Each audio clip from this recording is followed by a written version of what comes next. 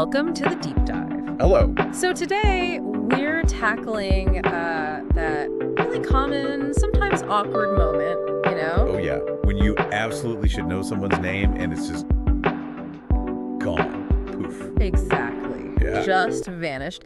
And well, we're diving into this using some great source material. It's actually from the very first episode of the English Seekers podcast. That's right, with Sarah and Joseph. We've looked closely at their first conversation.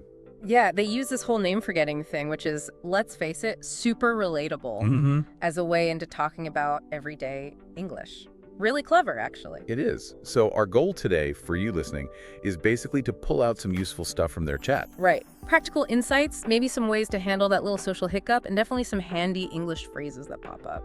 Think of it as building your toolkit for those slightly sticky social moments, making things feel a bit smoother. Okay, so let's set the scene. Sarah and Joseph, in their podcast, they were clearly excited, first episode vibes. Totally. You could hear it.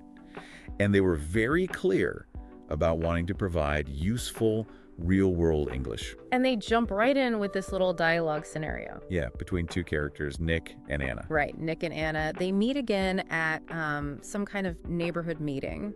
But it's not the first time they've met. They actually connected the week before. Yeah, at a conference, something about foreign investment. So there's a bit of history there. Recent history, but still. Exactly. And then comes that moment, the one we've all kind of felt, I think. The cringe moment. Pretty much. Nick just draws a complete blank on Anna's name. You can almost hear the awkward silence hang there for a second. And Sarah's reaction in the original podcast was perfect. She just goes, oof, poor Nick. That's so relatable. Yeah, and Joseph immediately chimes in. Yeah, I've definitely been there. Which just shows, it's not just Nick, it's everyone. Absolutely. It's that shared, oh no, my brain just stopped working feeling.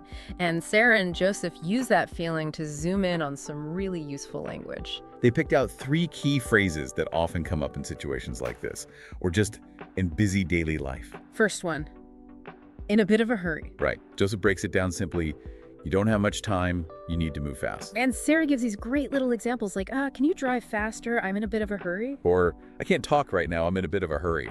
We've all said that, haven't we? Definitely. Or even, I'm in a bit of a hurry, so I'll check these files later.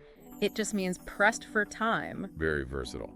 Then there's contact details. Which sounds quite straightforward, and it is, but it's a standard phrase. Yeah, basically just your phone number, email, maybe social media handles.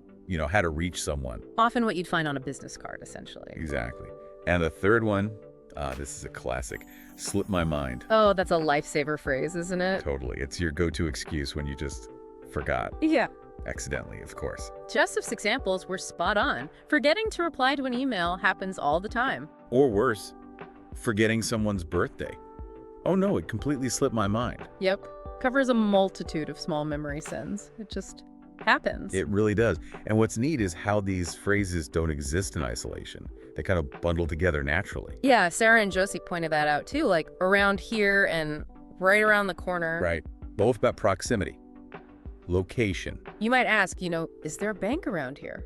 Meaning nearby. And someone might reply, yeah, there's one right around the corner. Just means very close, easy walking distance usually. Using them together just makes you sound, well, more natural when you're speaking English. Definitely. And another useful structure they mentioned was using terrible with. Yes. I'm terrible with names. The classic excuse in the Nick and Anna situation. Exactly. Or, I'm terrible with directions. Some people are. Sarah even admitted, didn't she? Something like, haha, I'm terrible with faces. Yeah. I can never remember what people look like. Yeah. Which, again, lots of people feel that way. It's interesting how we use these phrases almost like a social lubricant to kind of excuse ourselves in advance. Preempt the awkwardness, maybe. And speaking of sounding natural, Joseph had a quick tip for fluency. Oh yeah, the how's it going thing. Exactly. Just suggesting it as a more relaxed, friendly alternative to the slightly more formal, how are you? It's a small shift, isn't it? But it does sound more everyday conversational. Yeah, less like you're reading from a phrase book. Worth trying out. Definitely. Give it a go next time you bump into someone. And to really hammer home how common this name forgetting thing is, Sarah and Joseph shared their own stories. Right, the personal anecdotes. Sarah's was quite clever, actually. The one about being in a meeting and forgetting a client's name. Yeah, and she asked for their email address, knowing their name would probably be in it. Smart move. A subtle recovery. Very smooth. And Joseph's was maybe a bit more, well, relatable in a different way. Forgetting his uncle's name. At a family reunion, ouch. Yeah. And having to, like, secretly ask his cousin who it was. Oh, we've all had a moment like that, surely. Maybe not an uncle, but someone you definitely should know. Totally. And these stories, they just make it clear, don't they? Forgetting a name isn't some huge character flaw. Not at all. It's just a weird, common human brain glitch. Happens to literally everyone. So just to kind of wrap up the key language bits we pulled from Sarah and Joseph's discussion. Okay, let's recap. We had, in a bit of a hurry, For when you're rushed, contact details. tone, email, how to reach someone, Slipped my mind. the universal I forgot excuse. Then the location phrases, around here and right around the corner. Good ones for asking or giving directions. Nearby, very close. And terrible with.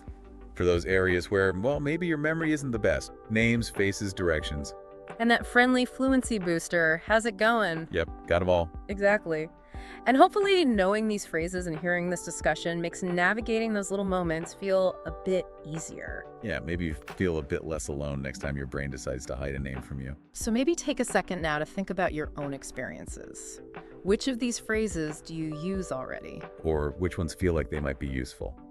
When was the last time you were in a bit of a hurry or something important slipped your mind? Connecting it to your own life really helps lock it in, doesn't it? Makes it part of your active vocabulary. It definitely does. And maybe one last thought to leave you with, something to chew on. Beyond just the momentary embarrassment, what does this act of forgetting a name, this common little failure of memory, actually tell us? What does it reveal about how we interact socially and just how weird and wonderful, or maybe just weird, our memory actually is? That's a deep one to end on. Yeah. Something to ponder for sure.